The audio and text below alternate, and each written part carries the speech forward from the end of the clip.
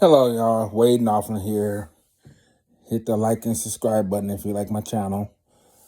Anyway, as you know, like I said, if you watch my intro, I do a lot of posts about business and how to make money and stuff.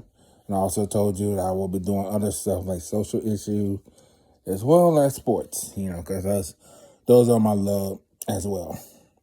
And today, I'm going to focus on those other two aspects, and I will post another one about my business later on this week.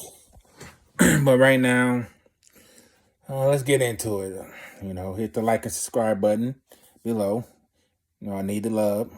Anyway, NFL playoffs, wild card weekend. What a weekend! I don't really go for the Cowboys because I'm not a Cowboy fan, but actually I was rooting for them this weekend to actually win. And of course, they let me down. And so my 49ers got to play the Packers this week, which I think the 49ers are going to win, but at the same time, I kind of did not want to see the Packers, but, it is what it is. I know a lot of fans from Cleveland or Philly going to talk about how they had a better record and they had to go on the road and got their butts kicked on the road. Cleveland got their butts kicked down in Houston, and Philly got their butts kicked down in Tampa. But here it is, football fans. I'm a fan of the game, and I love the history. And in football, it don't matter where you play. If you got a good team, you're going to win. Now, let's take the 1972 Miami Dolphins. Back during those days, they didn't have like home field advantage. It was like a rotating deal. Now, the Miami Dolphins, they went undefeated the entire season. Now, in the postseason, of course, as we know, history, Dolphins end up winning in the postseason and won the Super Bowl and everything, and became the only team in the modern NFL since the merger that went undefeated and untied. The Patriots almost had it, but they faced Eli Manning and the Giants that year. But but the Patriots even had home field advantage. Miami Dolphins did not have home field advantage. Okay, let's talk about that. They won their divisional round, and they had to play Pittsburgh.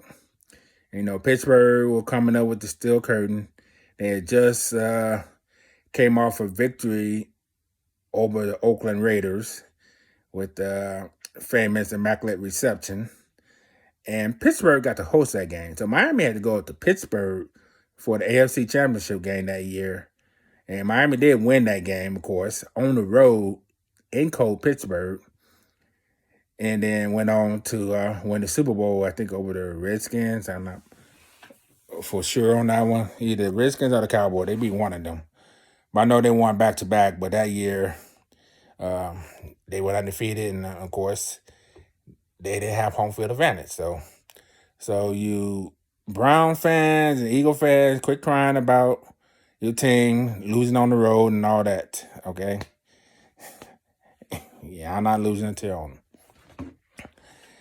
Now, college basketball, what a week it was. 5 of the top 16 were upset by unranked teams, which, there's a lot of parity in college basketball. And it's only January, so, so no reason to panic right now. Even in the NBA, I mean, the Boston Celtics, they look like they're unstoppable at home. So far they're undefeated, kind of showing signs of the 86 Celtics that went 40-1 at home. But, like I said, still, it's a long season. It's only January. I guess we'll see how things fall in place in the spring. Speaking of sports, we'll move over to some social issues. Shannon Sharp, love the brother, and I like his podcast. Now looking at Club Shay Shay, and watch that interview with Katt Williams. Woo. boy, Katt came out swinging. I guess people that have been picking on Katt for all these years, I guess he decided enough is enough, and he let out all the secret. Now, there's some things I didn't agree with, or certain things that he probably could have left unsaid, but a lot of it is true. But then I'm kind of worried about the brother because he spilled out a lot of secrets, a lot of big people, and and I'm thinking his life might be in danger now. And just I'm kind of truth seeker. You want to call conspiracy theorist, but hey, but sometimes people get pushed to that edge and stuff, and people be talking. I mean, people talk about me a lot on a lot of stuff, and then I just get tired. And then all of a sudden, then when I start going off on people, then people are like, "Oh, he's an asshole." Oh, oh, why he doing this? Why he doing that and everything? And they don't realize, I kind of let a lot of stuff slide, even like on my jobs and stuff. I let a lot of stuff slide. And then when I started getting payback and start coming back on people, doing lawsuits and stuff, then people were like, why are you doing that? And it's like, and I warn people, leave me alone. I just want to be left alone. And Katt warned people too. I mean, he told them a long time ago.